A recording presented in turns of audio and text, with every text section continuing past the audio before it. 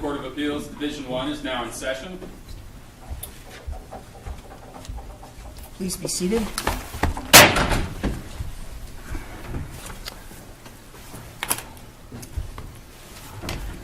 Court now calls case number CR15-0039, State of Arizona versus Timothy Oliver Bogie. This is the time set for oral argument. Counsel, you both have 20 minutes to present your argument. If the appellant wishes to set aside some time for rebuttal, just let us know. You have the counter on the podium in front of you to keep track of your time. We have reviewed the case. We've obviously read the briefs, and so we're very familiar with the arguments.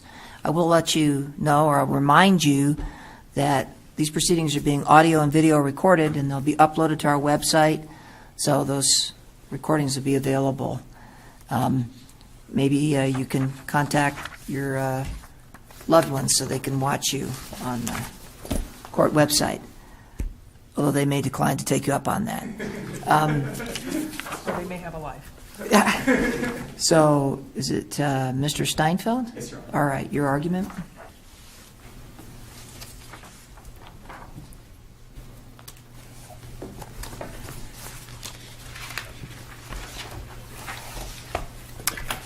Good afternoon. Michael Steinfeld on behalf of Mr. Bogie.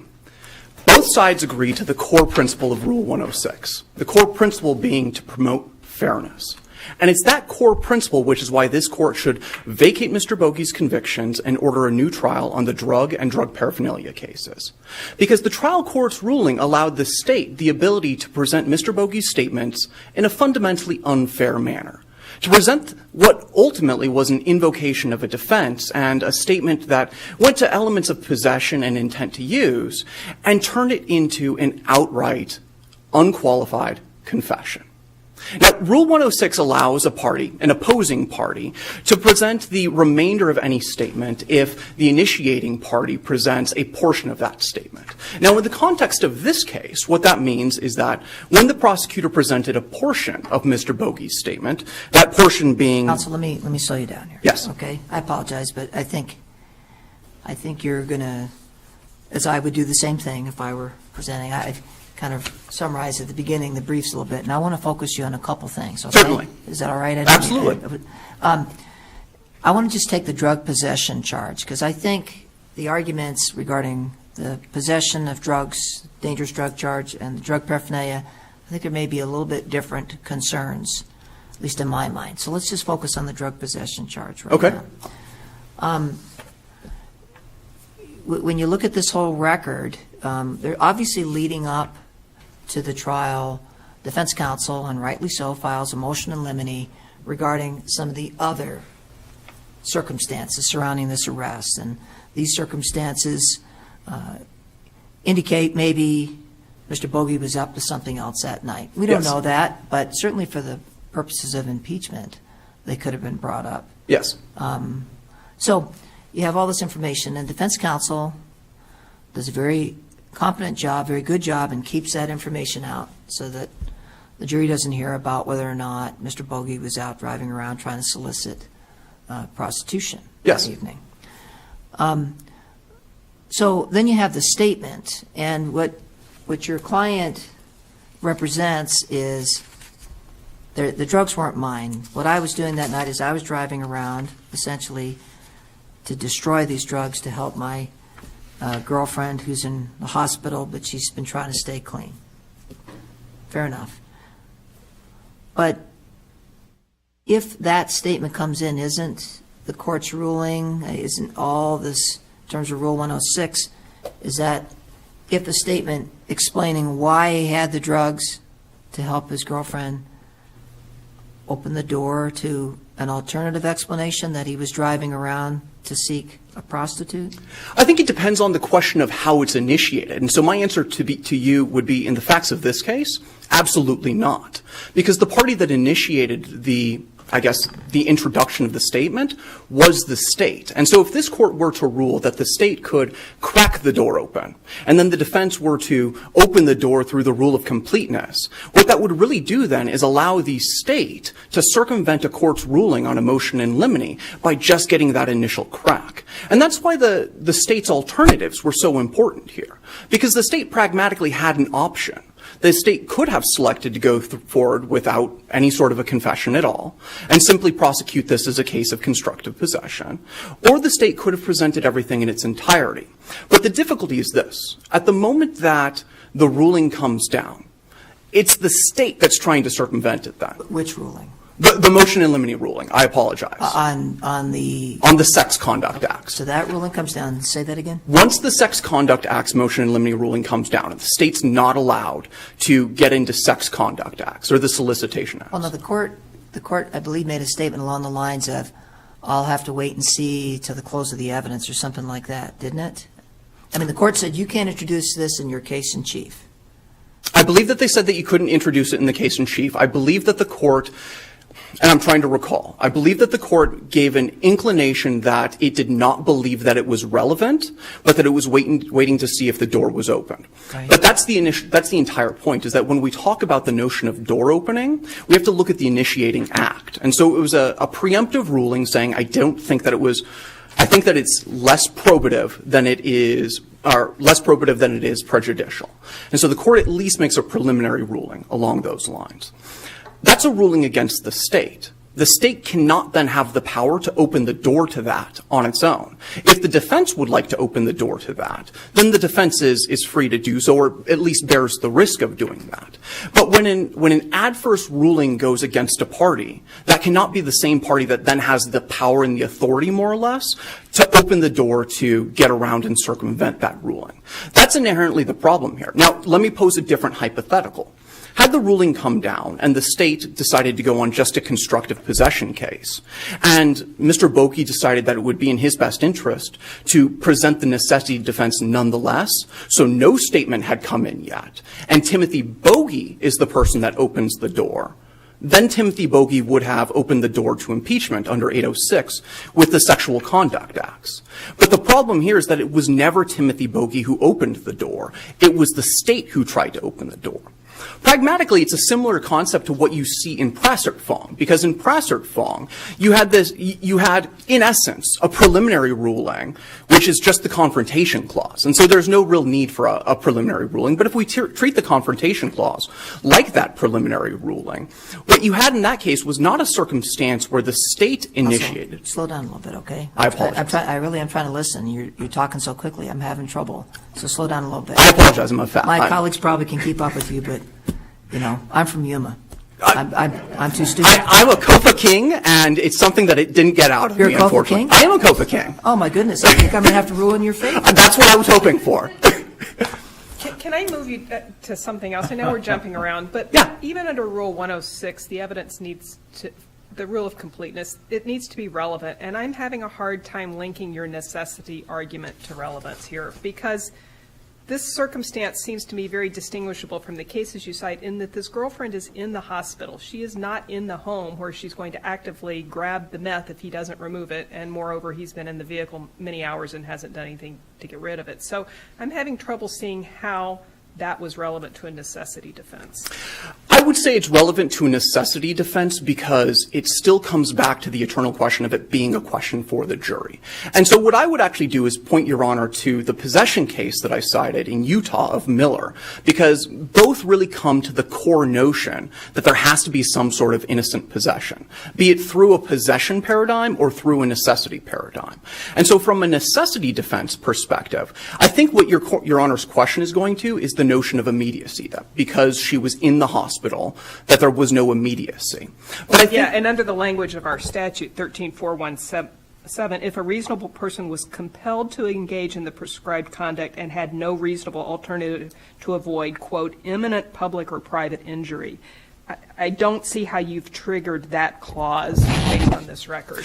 and what I would, I would make two arguments, and they're related arguments, Your Honor. The first is that, from the perspective of a defense, it doesn't need to be substantial evidence. It's any modicum of evidence whatsoever.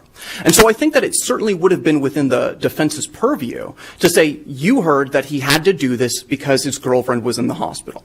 Now, no person would have done it just because the girlfriend's in the hospital. It's that fear that the person is going to be coming out that triggers that. Now, once you have that evidence, the statement of my girlfriend's in the hospital and she's gotten clean, and in essence, I don't want her to relapse. How's that imminent? I think it's up to the jury to determine whether or not that's imminent, but it's not for the court necessarily to determine whether or not that's imminent. You know, for example, when you look at the state's citation, the state cited to Ruggiero for the concept of imminence. But there's a very different set of facts that you have in Ruggiero, because in Ruggiero, it was a defense of others in a child molestation sort of setting.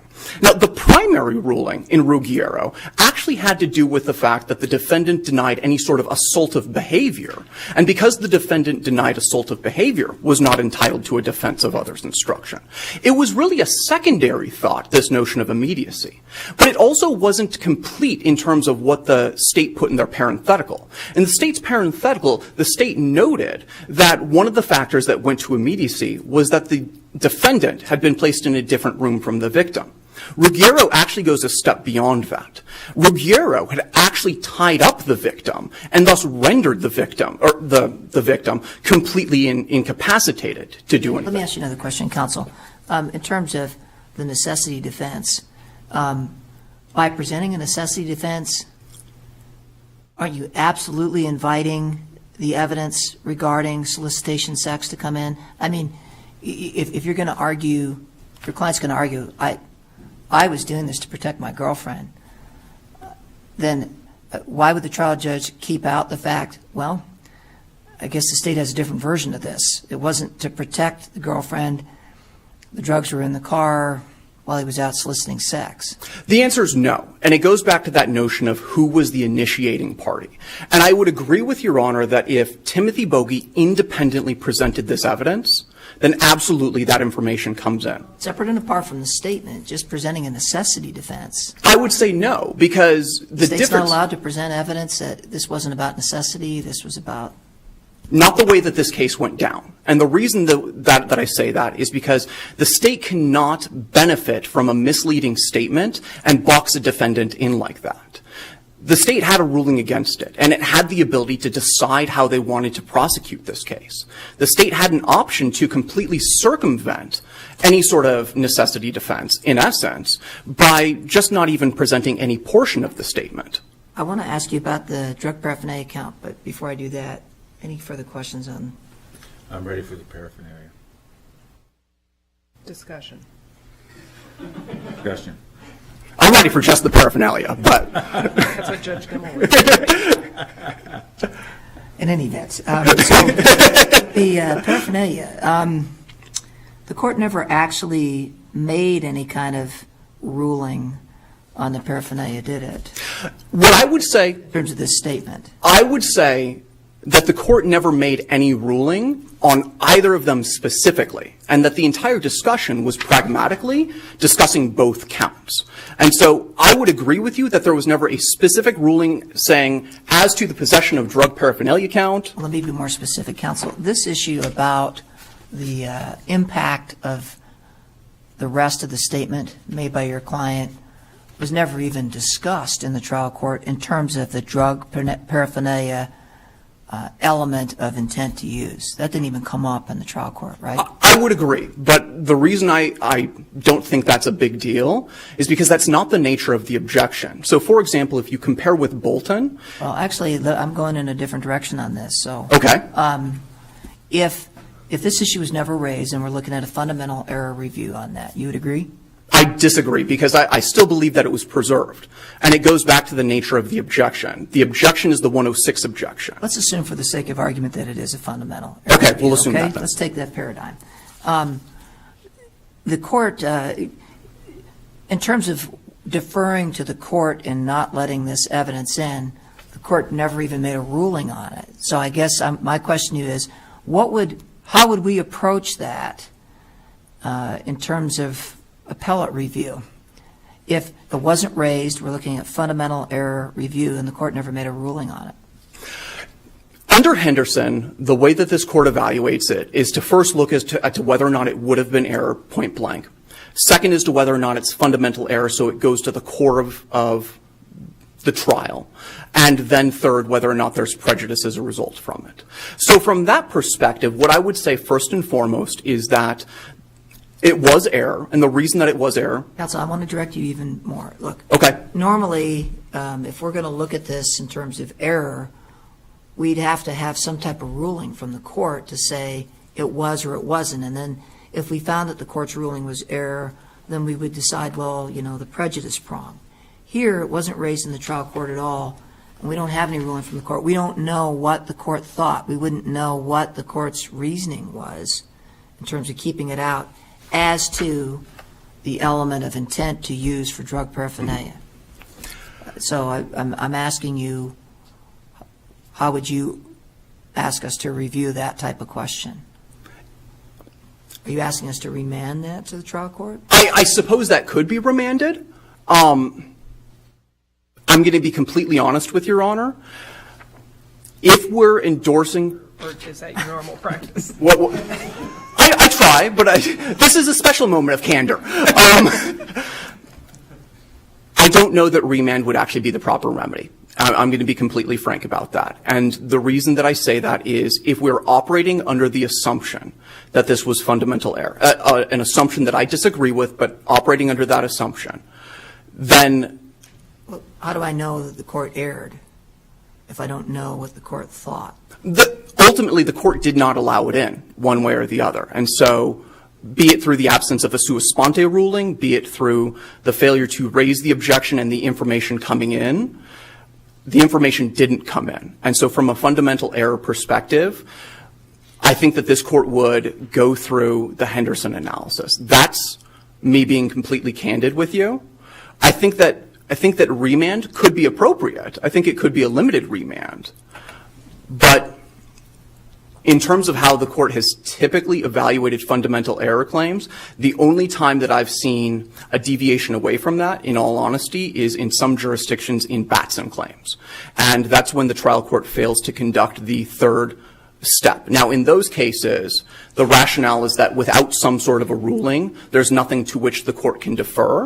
And I think that's where Your Honor is ultimately coming to with this, is that without some sort of a ruling on this question, there's nothing to which it can defer. Well, I mean, the court could have decided that, given the evidence in this case, under a 403 balancing analysis, it would keep out the rest of the defendant's statement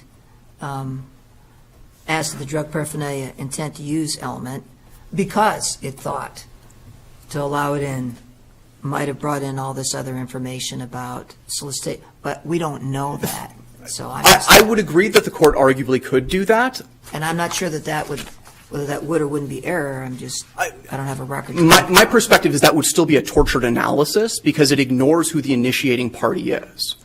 And in essence, I think there's a huge problem, especially under 106, when we come from this perspective of there's a ruling that's set down, and the party against whom that ruling is set down somehow has the power and the authority to circumvent that ruling on their own. If we're talking about waiver and if we're talking about opening the door, that's always a concept that applies to the party that was the beneficiary of the ruling, who is now waiving that ruling in order to present something else. That would be Timothy Bogey in this perspective. And what Rule 106 requires ultimately is that notion of fairness so that the state can't present a misleading version and, in essence, force a completion of the statement and thereby force the defendant to waive and open the door to the remainder. And so ultimately, because the statement was misleading and the state was the initiating party, I think that's where the core of the problem comes down to. Well, I mean, you know, I probably would have let it all in.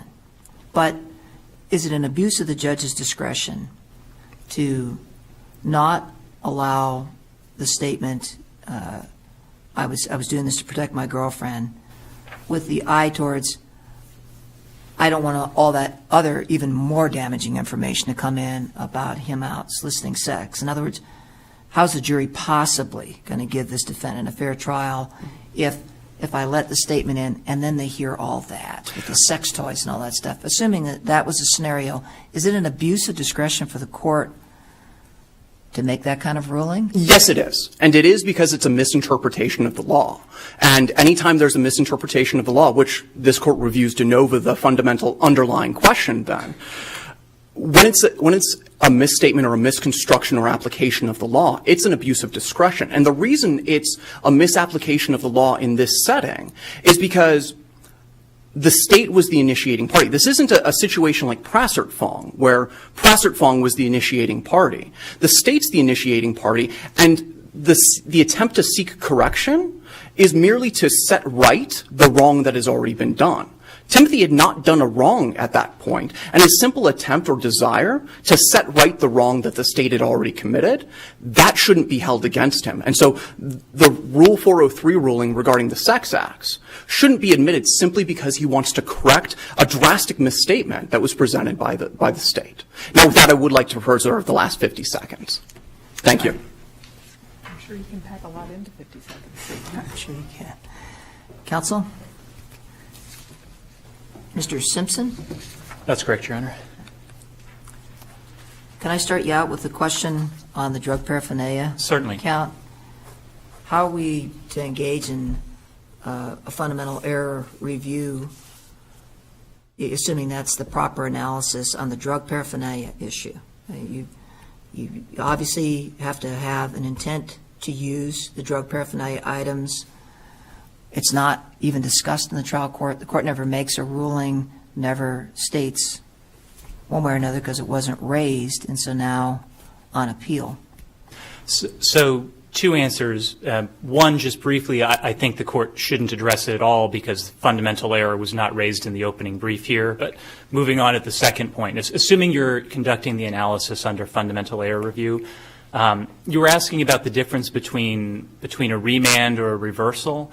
I think remand is typically appropriate where you think you might need to build an additional record, that there's evidence that's not in the record that should be. I don't take that to be the case here. This I take to be a case where you have a decision that is in the trial court's discretion, and the trial court may or may not have let it in depending on how it weighed the evidence. I think in a fundamental error circumstance, I think that means this court's review is much more deferential than it would normally be. What are we deferring to? I think you would say, you would look at it to say, could any reasonable judge have found this to be within their discretion? Because otherwise, if you're saying, well, maybe this was an abuse of discretion, maybe it wasn't, depending on how you look at it, then it's really hard to say that that's a fundamental error, and that's an error that really strikes at the heart of the case. If it's an error that as to that count. I'm taking this issue separate and apart on the drug paraphernalia count. Right. As to the paraphernalia count solely. I mean, the situation is you have these items that are alleged to be paraphernalia. 1334-15 requires that you show the state proves an intent to use those to ingest and all the various ways you can use items of paraphernalia to ingest an illegal drug. And so the defendant has a statement that I didn't intend to use those. They weren't mine. Now, that doesn't make a very strong argument on the possession charge, but on the paraphernalia charge, it's relevant. Right. It's 401 relevant. Correct. But it wasn't raised, and so we don't know what the judge thought. Do you think it's possible to? I'm not saying we're going to do this. I'm saying, is it conceivable to you that an appellate court could send that back to a trial judge? There are cases that would allow it. To say, right. What were you thinking on this? I think it's conceivable it could be sent back to the trial court judge, but it would have to be a truly extreme case. I mean, you see this in jury instructions all the time, where typically whether or not to give a jury instruction is within the discretion of the trial court judge. and you can still reverse cases on that basis under fundamental error. I do think, though, that it would have to be an extreme case. I think it's very difficult to say, and I don't think this is that sort of case, but I think it would be difficult to say that we're going to reverse finding this error to be very fundamental and to go to the heart of the case regarding the paraphernalia count when a trial judge, within his or her discretion, could have kept the evidence out anyway. Does that make sense? Yes. If not, let me know and I can take another crack at it. But otherwise, I do want to. Hold on. Sure. Do you have any questions on the drug paraphernalia issue? No. I do want to clear up the something regarding the suggestion that the state was somehow trying to circumvent the Rule 403 ruling in this case. Well, before you do that, sure. I'd like you to address Mr. Steinfeld's argument that and I'm going to paraphrase it, that it's key who starts, who initially opens up a little bit of this conversation that was recorded in the officer's report. He feels it's key, and the state wasn't playing fair here. I don't think that's correct, Your Honor. So, if you look at Rule 106, so the first step under Rule 106 is a party introduces a statement, and it can be all of a statement or part of a statement. So that's step one. Then step two is a party can introduce a remainder of that statement or any other part of that statement that may be necessary in fairness. Did the state engage in step one by the two questions to the officer? Correct. So the state introduced evidence, and so then the next question is, all right, did fairness require the introduction of additional evidence? And for that, I just don't think you can evaluate what the trial court did here without considering the fact that there's already been this 403 ruling made. And when the trial court is repeatedly saying, well, maybe you can get this evidence in, but I'm not going to let you get it in through your own self-serving, uncross-examined hearsay, I don't think there's any way to understand what the trial court's doing there without recognizing that the trial court knows that there's this devastating impeachment that's been precluded by the previous 403 ruling. And would your argument that you just made apply equally strongly, in your view, to the paraphernalia charge, which unlike the possession, mere possession is not enough. You have to prove intent to use. I think it applies equally to the paraphernalia charge. The possession of the controlled substance is stronger because I don't think the proposed testimony was even relevant. I concede that at the very least, regarding the paraphernalia count, at the very least it's relevant to the intent to use element. But then you still have the question about fairness and whether it makes the trial more or less fair to present the evidence in the way that the defendant wanted to present it here, and we submit it would have made it less fair. Again, just to touch really quickly on the 403 ruling, when the trial court made its 403 ruling, it expressly recognized that the defendant might later open the door depending on what evidence he presented. So this is the trial transcript for December 1st, 2014 in the afternoon at page 17. I'm quoting now, as we've discussed, there may be other issues that would make this relevant, such that the 403 ruling would not be applicable, but we'll deal with those after we hear the rest of the evidence that is presented at the trial. So I don't think it's fair to say that the state is trying to circumvent the 403 ruling in this case by forcing the defendant to open the door. The possibility that the defendant might open the door has been baked into the 403 ruling from the very beginning. The court doesn't have questions about that. I will touch just briefly on, I think, something that Judge Downey had brought up about the relevance to both the paraphernalia and the controlled substance counts. So below, the defendant wanted to introduce this self-serving hearsay for two purposes. One, to establish a necessity defense, and one, to suggest that he did not satisfy the element of possession. Now, with respect, the defendant's proposed testimony was simply irrelevant to both of those propositions. So as you pointed out, Judge Downey, Arizona has a very narrow definition of necessity. And here, even assuming the defendant's story is true, it was insufficient as a matter of law to establish a necessity defense. No reasonable jury could find that he was compelled to possess this contraband, that he had no reasonable alternative to possessing it, or that there was a risk of imminent injury. And is That that, point, On that point, Go ahead. Mr. Steinfeld had cited a case or two from other jurisdictions, but their statutes are different. as I Correct, recall. correct. And My question was going to be this. Is this a legal question that we're reviewing, or is this an abuse of discretion judgment call by the trial judge that we're now reviewing? I think it's both. I mean, to the extent that it's a legal conclusion, relevance is a legal conclusion, but fairness, in light of the trial as a whole, I think would be a mixed question of fact and law that would involve the trial court's discretion, sort of like a 403 ruling. I do want to, though, take issue with the idea that this was whether necessity is met or whether possession is met is a jury issue. I don't think it is. Now, there is no question, of course, that a defendant has a right to present evidence to support his or her case, even if that evidence is disputed or if it's of dubious credibility. But a defendant does not have a right to present evidence where, even if it is true, it would be insufficient as a matter of law to sustain a defense. So 2 examples here. So first example, a defendant wants a manslaughter defense, and he testifies that he walked in on his wife with another man and killed her in a heat of passion. In response, the state submits testimony from 50 bishops and nuns saying the defendant's lying. In those circumstances, the defendant's testimony should come in. You can't preclude it simply because the story's not likely or may not be credible. Now imagine a different circumstance. This time the defendant testifies he kills his boss in a heat of passion because his boss scolded him for showing up late for work.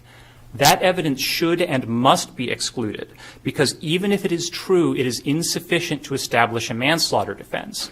The only way a jury could render a manslaughter defense or manslaughter verdict under such circumstances would be by ignoring the law and deciding the case based on improper considerations like bias or sympathy or prejudice. Now, the same is true here regarding necessity and possession. Even if the defendant's hearsay statements are true, they are insufficient as a matter of law to show necessity or lack of possession. I've already talked about necessity. I'll just touch briefly on the possession element. The Arizona Supreme Court has made clear in cases like Chemery and Cox, and those are cited on pages 23 and 24 of our answering brief, that a defendant possesses contraband if he or she knowingly transports it in their vehicle. And now here, the defendant's statement, even if true, admitted to knowingly transporting contraband in his vehicle. As a result, assuming it is true, it conclusively proved that he possessed the contraband. Let me use that for this question, and I'm circling back to contrast the possession with the paraphernalia again. Would you assume, please, that we might be considering affirming regarding possession and reversing regarding paraphernalia? What would you say to us to try to talk us out of that? So what I would say then, or what I would say to that is that goes to the issue of the fairness of the presentation of the case to the jury. And so assuming that his self-serving hearsay is relevant to some issue and assuming it's relevant to the intent to use element, then you still have to have the question, and they're all kind of interrelated, but the question of fairness under Rule 106, the question of balancing the prejudicial and probative value under Rule 403, and the question of whether the omission of the evidence was harmful or harmless or fundamental error. I think those all sort of blend together in this case. You could say under 106 that the requirement of fairness was not met here because had the defendant course of action been carried out, his course of action would have allowed him to admit his own exculpatory self-serving hearsay while precluding devastating impeachment regarding that exact same hearsay. You could also look at it from a harmlessness point of view and say in this case that if the evidence had been admitted under Rule 106, that it would have been inevitably impeached, and additionally that it would have had to have been weighed in light of all of the other evidence in this case. So you would have the fact that the defendant, as I just discussed, essentially admitted to possessing the contraband as a matter of Arizona law. He fled, showing the consciousness of his guilt. But he admitted to possessing. I understand all that. But this is a different element in terms of the intent to use. Now, I suppose all the precluded evidence could have come in on that as well. In other words, you didn't intend to use this, but it's not as clear a connection, arguably, on the drug paraphernalia count. I think that's right, at least with regard to, say, the admission of possession. Certainly the fact that he admits possession doesn't show that he's admitting an intent to use. But I think if you look at the whole circumstances, the remainder of the other circumstances, I think the evidence is still compelling regarding intent to use. And if you look at the flight, the fact that he gave multiple, excuse me, may I grab some water? No. The fact that he gave multiple Of course you explanations. can grab water. Should have brought this up with me. The fact that he gave multiple explanations for the flight. And I think if you just look at the story regarding his girlfriend, I think it's not credible on its face. It has all the hallmarks of an excuse that you'd get from a kid whose hand is caught in the cookie jar.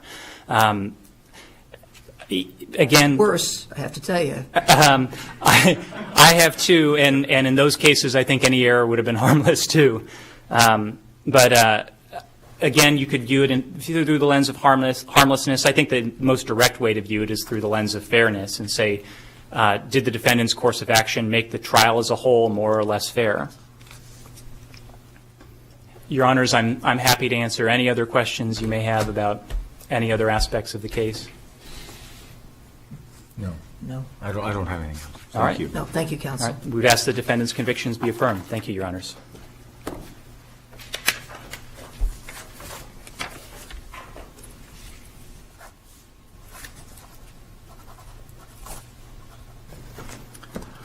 Surprisingly, I agree. This is about fairness. And what the state did just wasn't fair. What happened here was there was a statement that talked about at least certain ideas about how this wasn't Timothy Bogey's drugs or paraphernalia, how he didn't intend to use them. And the state presented them as an outright confession. Now, that's the reason that Rule 106 deviates from your standard doctrines of admissibility, and why it deviates from hearsay is because it's about door opening and it's about fairness. And it's to ensure that one party isn't able to take and paraphrase and manufacture a confession when one doesn't really exist. As a result of that, and because of the fundamental unfairness in this case, we would ask that you reverse.